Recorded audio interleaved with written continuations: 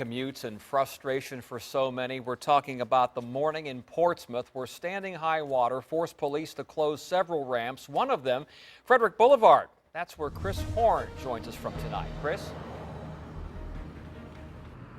Yeah, Tom, Frederick Boulevard, the off-ramp remains closed. You can see the standing water.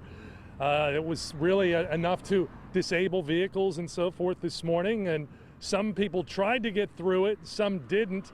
The ones who gambled, some won. Those who lost, let's just say they had to get a tow truck.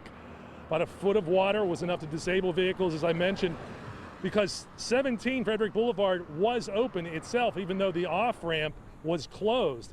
And Shanita Bennett, she tried to make it through with her Dodge Stratus. She did make it to the other side. The car still runs, but it may have some major damage.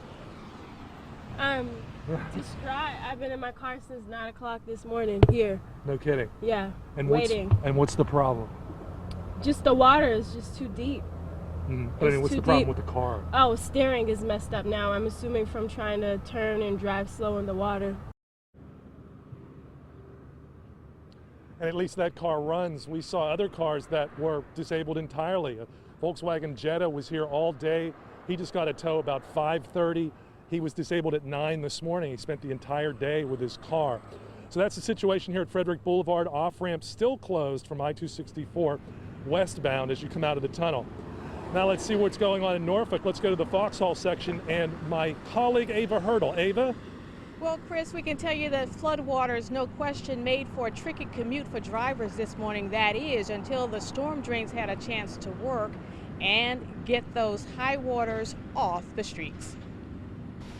Jonathan Stark shakes his head when he looks at his flooded Woolsey Street in the Vauxhall community. Every time it rains, it floods over here. I've seen it come above the van door lines, you know, and I'm surprised she hasn't had issues with her van. I've seen her husband come out and move the van personally out here. You know, so it's an ongoing, consistent problem. You know, the city can only do it so much. When the rain comes down as fast as it did, it tends to overwhelm the drainage system, leaving high water behind.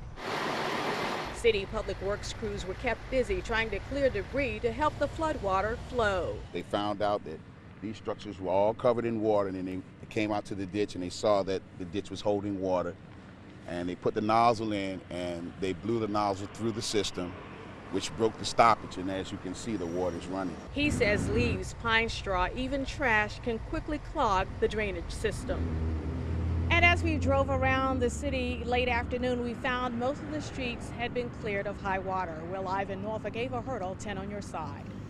Well, our crews can't be everywhere. And that's why we rely on you when the weather hits. Thanks for sending your pictures and video. It really gave us an idea of just how widespread scenes like this were. Yeah, here's a look at just a few of the images that came into reported at WAVY.com. We also posted a slideshow for you on our website.